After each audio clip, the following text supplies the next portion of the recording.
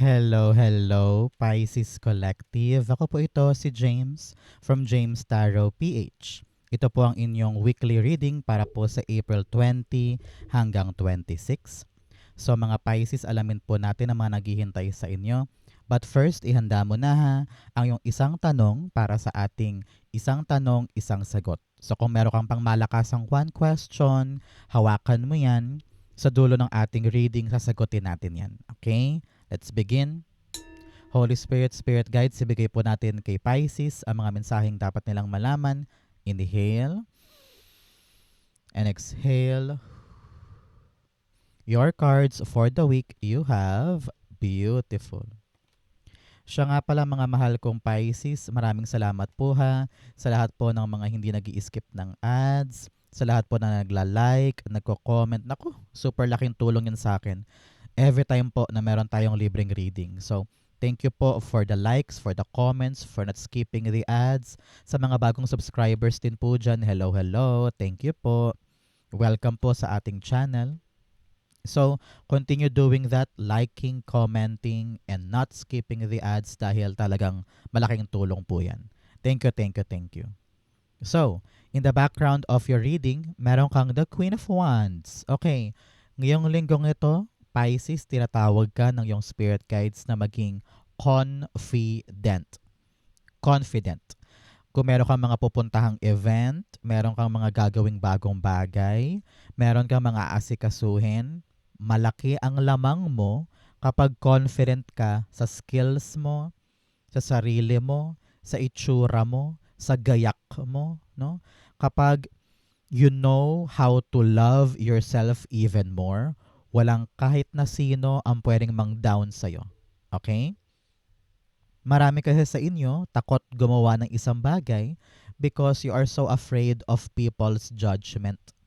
Takot kang mahusgahan, takot kang mapuna, takot kang malibak.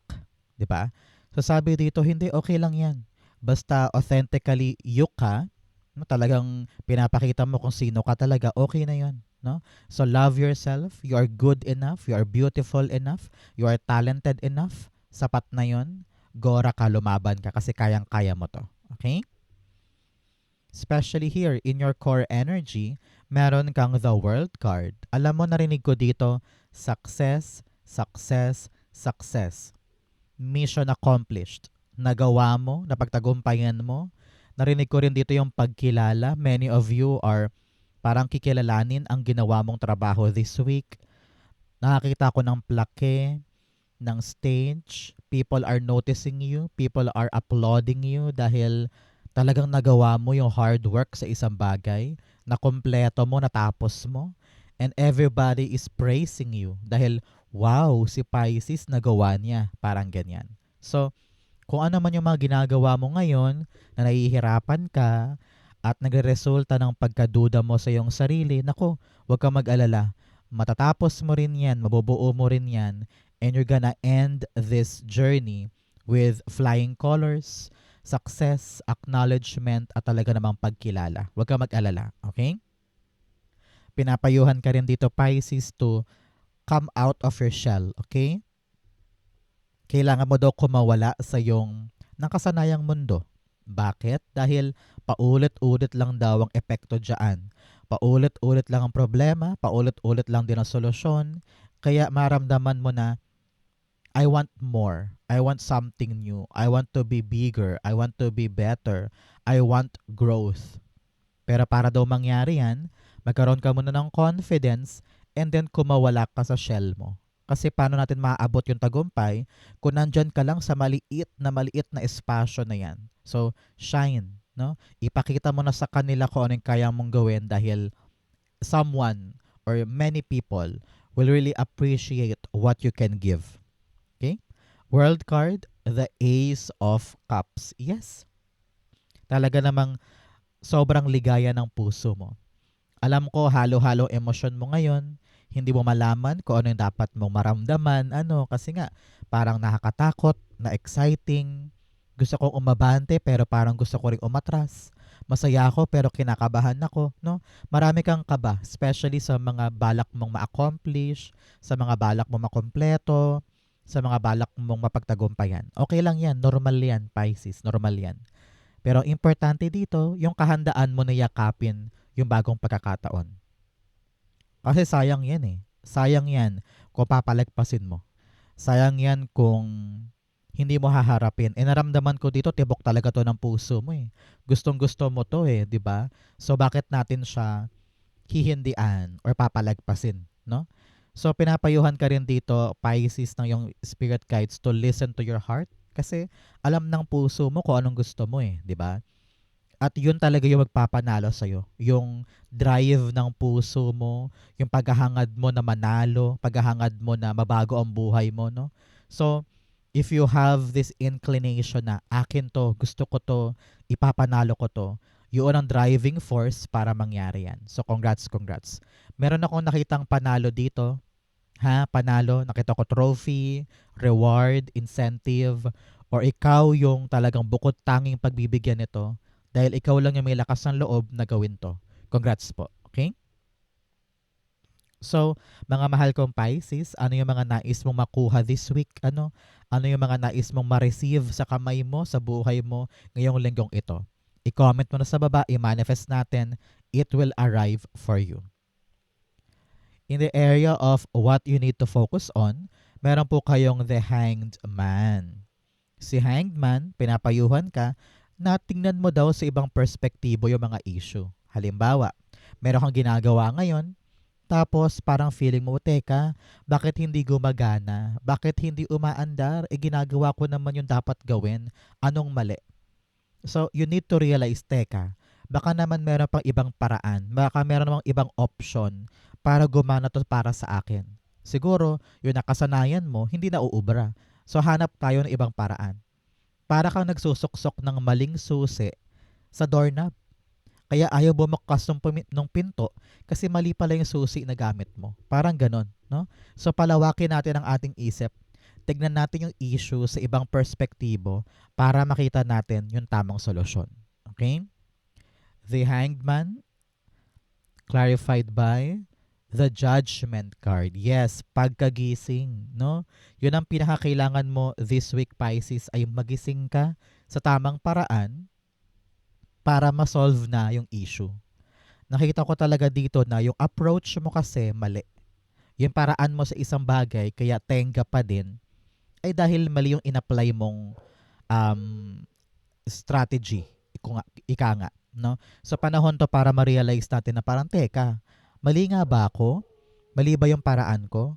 Teka, baguhin ko nga, i-evaluate ko, i-double check ko, tignan ko. Yan, ganyan. Yun ang kailangan mong gawin this week.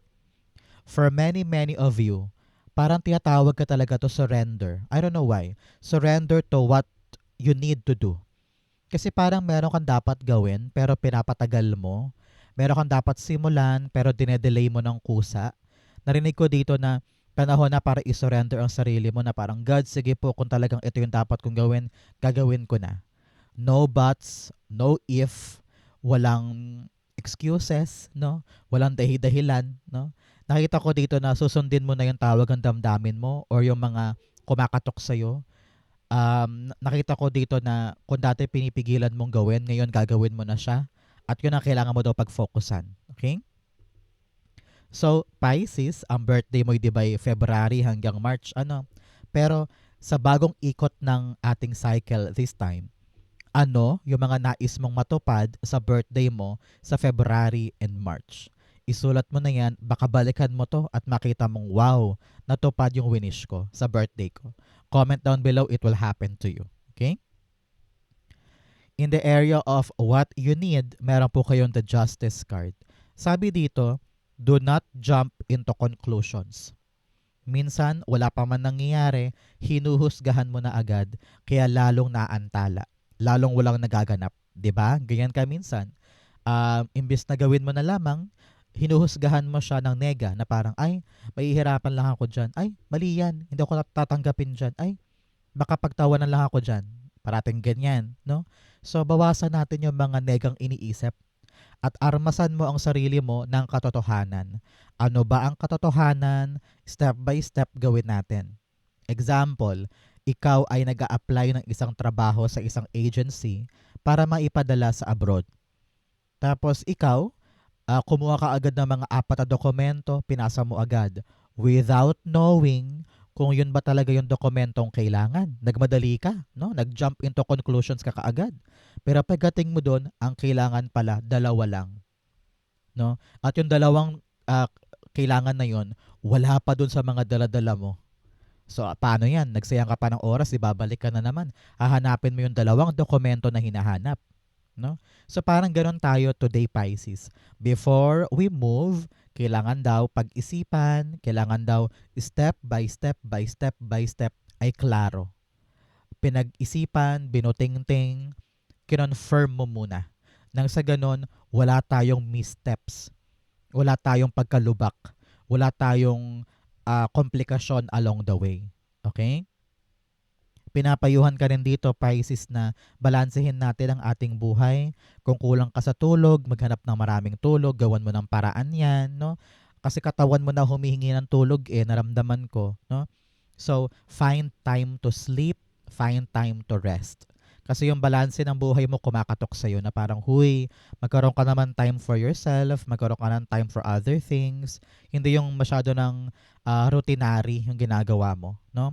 Keep the balance at harapin ang katotohanan para maging okay na ang lahat sa buhay. Justice card, the star card. 2 beses po lumabas si star card telling you that really this week you are the chosen one. Merong mga bagay sa buhay mo na papabor sa'yo this week. At kailangan mo siyang aksyonan, kailangan mo siyang tanggapin, yakapin, at huwag sayangin. Okay?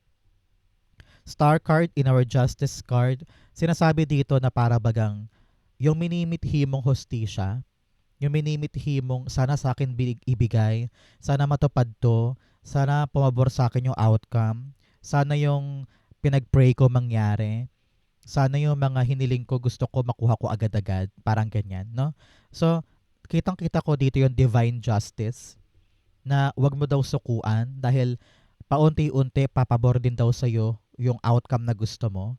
Ang kailangan lang patunayan mo ngayon kay universe na handa ka mag-effort, handa kang gumalaw para maabot siya. Okay? Panahon to para to do the right thing para mapalapit ka sa goal mo. Okay, halimbawa, ang goal mo this week ay talaga makapag-diet, lumiit yung timbang, magganon yung iyong waistline, di ba? Magganon yung waistline mo. So, ang kailangan gawin, step by step, alamin natin kung ano yung mga dapat natin gawin para mapalapit tayo sa goal na yon. Babawas ng kanin, mag-exercise, aalamin kung ano yung mga bawal sa'yo, mga ganyan. So, kapag nalaman mo na yung mga dapat simulan at hinakbangan mo, papalapit ka na sa yung goal. Parang ganon. Okay? In the area of what's affecting your current energy, meron kang the star card. Ito talaga may pag-asa ka nabuhayan ka Ramdam ko dito na kaya gusto mo nang kumawala sa shell mo at parang yung puso mo walang pagsidlan ng saya dahil sabi mo, I want this, ibigay mo sa akin, Lord. Makukompleto mo Dahil doon sa buhay na panalangin. Buhay na pag-asa na God, I want this. God, give me this. Pag sumikapan ko po, ibigay mo sa akin. No? Ang nire-require sa'yo, kumawala ka sa iyong nakasanayan. At maniwala ka sa sarili mo na kaya mo tong abutin. Kasi marami sa inyo, nagpe-pray for something new, nagpe-pray for something better, for a new life, for this goal. Pero kailangan mo rin daw tanongin ang sarili mo, ready ka ba talaga? Confident ka ba sa iyong sarili na kapag dumating to, kaya mong panghawakan? Okay? So, baguhin natin yung ating mindset na kapag nagdasal tayo sa mga gusto natin, dapat ready din tayong kumawala sa ating comfort zone at buong puso tayong mag-e-effort para dito nang sa ganun tumagal siya for us. Okay? Star card, the 9 of Swords. Sa kabila daw ng mga problemang iniisip mo tungkol sa pangarap mo, sa kabila ng mga duda, overthinking, overanalyzing, marami ka ring stress, worry, mga pangamba, no? Pinapayuhan ka dito na eyes on the prize tayo. Huwag kang papalunod sa mga takot mo. Huwag kang papalunod dun sa mga iniisip mong problema na hindi pa naman nangyayari, parang feeling mo mangyayari siya agad. No. Kailangan you need to practice these Pisces na kapag may gagawin ka tungkol sa pangarap mo, huwag mong haluan ng nega. Itaboy mo yan. Huwag mo laging isipin na baka pangit ang mangyari, baka pangit ang resulta. No, itaboy mo yun. Para nang sa ganun luminis yung frequency mo papunta sa yung goal. Naramdaman ko tong mga takot mo ang pumipigil sa iyo eh. Kaya nahihirapan kang kompletuhin, nahihirapan kang kumawala sa shell mo dahil marami kang takot, marami kang worries. Pero kapag namayani sa iyo yung passion, yung love sa gagawin mo, kakayanin mo ito. And here you are, in your near future. Meron kang the 9 of Pentacles. Talaga namang antabayanan mo in the near future, 9 weeks, 9 months, or 9 years after watching this video, talaga namang maunlad na ang buhay mo. Kung ano yung mga bagay na gusto mo nasa iyo. Kung ano yung pangarap mo nasa iyo. No? You're living your best life. Kung dati naghihintay ka ng gusto kong bumili noon pero wala akong pambili. Pero heto ka. In the near future, meron kang pambili. Meron kang panggastos. Maunlad ang buhay mo. Hindi ka naaasa sa ibang tao kasi meron ka ng para sa'yo. At mas nakukuha mo na yung mga dating pangarap lang. No? So congrats and good luck po. Isang financially secured, financially free na future ang naghihintay para sa'yo. Kaya kailangan talaga, ngayon pa lang, ay gawin mo na ito. Kung mawala ka sa iyo na kasanayan, maging matapang, no? At sundin yung talagang mga marirealize mo because it will lead you to your prosperous at mayaman na buhay moving forward. Okay? 9 of Pentacles, the Empress card. You are sitting in your power here, no? Hindi ka na ganun aligaga, hindi ka na ganun katakot, wala ka ng pangamba, nakaupo ka lang dyan at pinapanood mong umandar at maging mayabong yung mga pinaghihirapan mo. Kaya anytime na kailanganin mo talaga ng madudukot, meron ka. Kasi very accomplished ka na. Kita ko dito, meron ka sarili mong negosyo, meron ka sarili mong trabaho or pera, no, or ipon, at ready mong supplyan yung mga pangailangan mo. You are now loving your life because you have everything that you want in your life. Congrats po, okay? In your challenge, meron kang the King of Pentacles. Sabi dito, Pisces, kumawala ka sa tradisyon, no? Kasi po si King of Pentacles, very, very traditional to. No? Kung ano yung nakasanayan, gagawin niya. Kung ano yung nakasistema, yun lang gagawin niya. Talaga namang by the books. Very traditional. Pero nakita ko dito, yung traditional, parang hindi gagana sa iyo eh. Kailangan talaga you believe in yourself na kung ako man ay kakaiba, keber ako sa inyo. Hindi ako makikinig sa inyo. Dahil alam ko na pag minahal ko ang sarili ko, ginawa ko yung gusto ko, papabor sa akin yung outcome. So pinapayuhan ka dito na go out of the box. Huwag kang sumunod sa agos. Narinig ko dito na you need to find your own voice. You need to find your own unique way kung saan doon ka talaga tunay na magkatagumpay. Halimbawa, sa hilerang to ng kalsadang to ay balak mo rin magtayo ng sarili mong tindahan ng damit. 10 tindahan din ng damit ang katabi mo, di ba? So para maghahanap ka ng paraan para uniquely kakaiba ka. At sa iyo papasok yung maraming customer, halimbawa. O kaya, sa buhay in general, no? Lahat na ng kaibigan mo ay ganito yung trabaho, ganito yung kanilang buhay, mayroon silang kanilang kotse, may mga anak na sila. So ikaw pilit mo hinahabol yun na parang gusto ko rin magkaroon ng anak, gusto ko rin magkaroon ng kotse. Sabi dito, huwag kang sumabay sa kanila. Hanapin mo yung sarili mong path, sarili mong paraan na doon uniquely saswertehin ka at yayaman ka. Okay? Kasi parati kang nakatingin sa iba eh. Panahon na para pagyamanin yung sayo. Okay? King of Pentacles, the King of Swords. Yes, parehong king ito. King. No? Pero ang king and king. Yung isa, sabi daw, kung mawala ka sa nakasanayan, and then here with the King of Swords, maging matalino ka sa bawat desisyon. Pinapayuhan ka to be practical. Okay? Kailangan lahat na action mo ay talagang kayang-kaya mong gawin. Hindi masyadong matayog na parang ang hirap-hirap naman abutin nun. Yung kaya lang ngayon, no? Kasi pinapayuhan ka na paunti-unti. Huwag mong biglain ang sarili mo. Paunti-unti lang.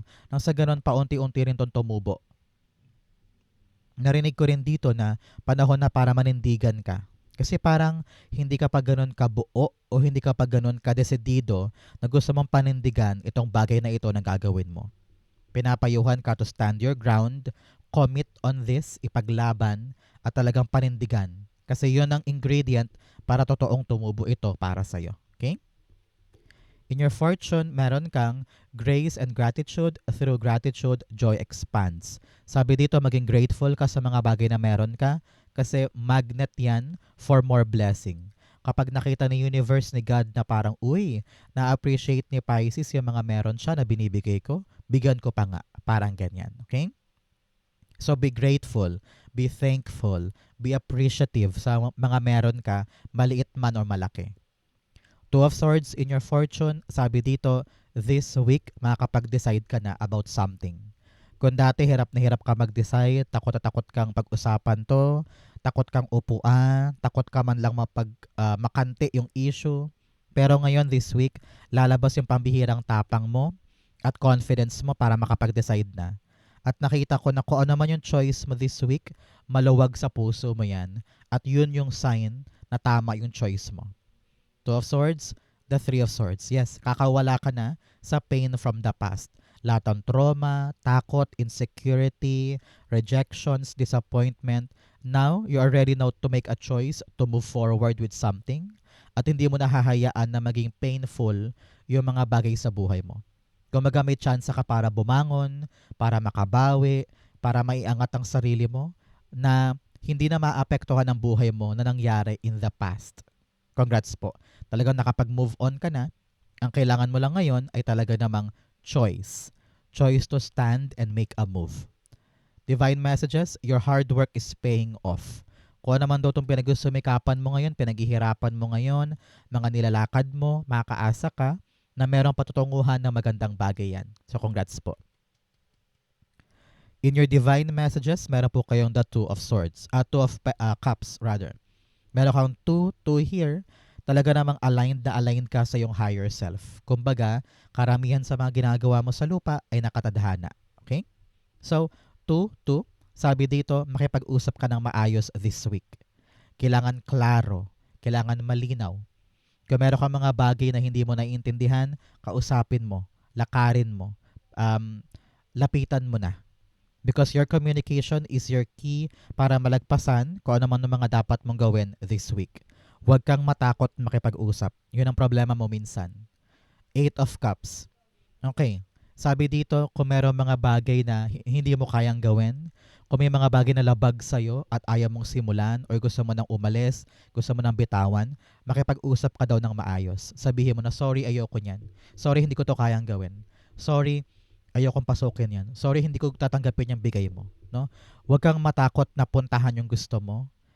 Ang kailangan lang ngayon, Pisces, kausapin ng maayos para maintindihan ka kung bakit ayaw mo, kung bakit ito yung direksyon na gusto mong puntahan, kung bakit yung kanyang gusto ay hindi mo gusto, pag-usapan. Nang sa ganon, magkaroon ng pagplansya at hindi ka mahirapan sa transition or sa gagawin mo. Okay? Outcome mo yan, bigyan mo na kita ng fortune cards. You have bridge, successfully overcoming a problem. Congrats po. Talagang successful po ang pag-solve mo sa iyong problema. Kaya huwag ka na mangamba ngayon, magiging okay din ang lahat. You have bird perched, waiting for news, package, or letter. Naghihintay ka daw sa isang magandang balita, magandang package. Baka mamaya meron kang parcel mamaya, o kaya may sulat na isang magandang impormasyon na pabor sa'yo. Congrats po. You have box, you will be receiving a gift. Wow! Meron na po kayong regalong matatanggap this time. Congrats po. You have broken bridge, unsuccessful outcome to a problem. Okay, tinan mo naman. Dalawang magkaiba. Successful outcome at isang unsuccessful outcome. So pinapayuhan ka dito na dalawang option ang maaaring mangyari kung hindi ka confident ngayon. Either maging successful ang outcome ng problem mo kapag tinapangan mo o baka maging unsuccessful kapag ikaw ay tatamad-tamad or takot. So dalawang magkaibang scenario ang kailangan mong isipin ngayon. Kaya kailangan talaga alam mo yung bawat action, papalapit sa yung goal para maging successful yan. So your action will actually affect the outcome of your goal. Okay? Ang outcome ni Pisces for April 20 to 26, the Sun card. Okay? This is a big indication. Malakit po itong sign. Kapag lumalabas si Sun, ibig sabihin, asahan mo yung good news, asahan mo yung magandang resulta. Kung ikaw po ay dumadanas ng medyo hindi magandang kalusugan, asahan mo na medyo gagaan na yan, no? Bubuti ng lagay mo, gagaling ka na, no? Kung meron ka mga problema, asahan mo, mare-resolve na yan. And you're gonna be very, very happy with the outcome. Kasi masaya ka eh, free ka, malaya ka, and parang success, success, success, nakuha ko din. Congrats po. Sun card, the Five of Swords. Okay? Kung ano naman daw yung hardship ngayon na dinadanas mo tungkol sa mga laban mo, if you could just think positive and enjoy the process, hindi mo mararamdaman yung hirap. Hindi mo mararamdaman yung mga mahugulong tao sa paligid o yung mga obstacle, yung mga challenges kasi nga na-enjoy mo at kitang-kita mo yung purpose nito. Kaya pinapayuhan ka, Pisces, to not give up, no? Ilaban mo yan. Kahit mahirap, do not back down. Makipaglaban ka din. Because you know na kung ano man tong bagay na to ay mahalaga sa'yo at katuparan siya ng gusto mo. Sa kabila din ng mga away, problema, sigalot, kitang-kita ko dito na lalaya ka na dyan at magiging okay na ulit ang lahat. Congrats po. Okay? So, Pisces, dumako na tayo sa yung isang tanong, isang sagot. Mabilisan lang to. Close your eyes and concentrate on your one question. Inhale and exhale the answer to your question. You have the Judgment card, the Hanged Man, and the Devil card. At the bottom of your deck, you have the Chariot card. Meron kang isang bagay na gusto mong iandar. Parang iniisip mo, igogora ko na ba? Kukunin ko ba? Hahakbangan ko ba? Meron ba akong dapat na pagtulay na? Ngayon ko na ba gagawin? Nakita ko dito with the Hanged Man, meron ka pang dapat ma-realize bago mo to ilaban, bago mo to igora. Meron ka pang dapat na narinig ko dapat na makita na before hindi mo nakikita. So kailangan daw muna tayo mag-pause ngayon. Pause muna para ma-plancha natin. And surrender all of your fears. Marami ka pang takot eh. Marami ka pang dapat na magising tungkol sa mga bagay na akala mo ganito, akala mo ganyan, pero yun pala hindi. Because nakita ko dito na maaaring nililinlang ka lang or pinapaasa ka sa maling bagay. Either kung tao man to, parang may pag-control eh. Meron pang hindi sinasabi na buo eh, na kailangan mo makita ngayon. No? So, pinapayuhan ka, Pisces, na bago ka gumora, bago ka humakbang or umabante sa bagay na gusto mo, alamin mo muna kung legit, kung totoo, kung factual, kung ang pinapresent ba sa akin ay talagang buong-buo at punong-puno ng katotohanan or meron nililihim sa akin. So, pause muna tayo, aralin mo daw muna, kailangan ma-enlighten ka muna para alam mo yung kinakaharap mo. Kasi iwas-iwas tayo sa mga tao or sa mga bagay na hindi natin totally alam. No? With the Judgment card here, kailangan talaga magising ang diwa, pakiramdaman mo, no? Kalkalin, i-research, make sure na yung pros and cons, advantages and disadvantages ay inaalam mo because hindi naman pwede kasing papasok ka lang sa isang bagay na totally hindi mo alam. No? So buwagin natin yung chains of illusion, chains of parang maling akala or tamang hinala. No? So now, upo ka muna, mag-pause ka muna. Huwag ka munang gagalaw kasi marami ka pang dapat ma-realize, marami ka pang dapat malaman tungkol sa pinapresent sa'yo na parang too good to be true. No? So, if your question is a yes or no, the answer for now is no. No muna kasi marami ka pang dapat malaman bago ka gumalaw. Nang sa ganun, pag pumunta ka doon, alam mo gagawin mo. Okay? So, para ano to eh, warning. Parang isang malaking paalala para hindi magkamali sa paghakbang. Okay? Importante yan.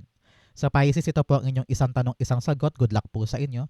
Ganoon din po ang inyong April 20 to 26. Saan po kayo nakaresonate? Comment below. Babasahin ko po yan. Thank you, Holy Spirit, Spirit Guides, for the clarity and messages na dapat malaman ng mga Pisces this week. Thank you po for watching hanggang dulo. I love you. This has been James for James Taro PH. God bless everybody.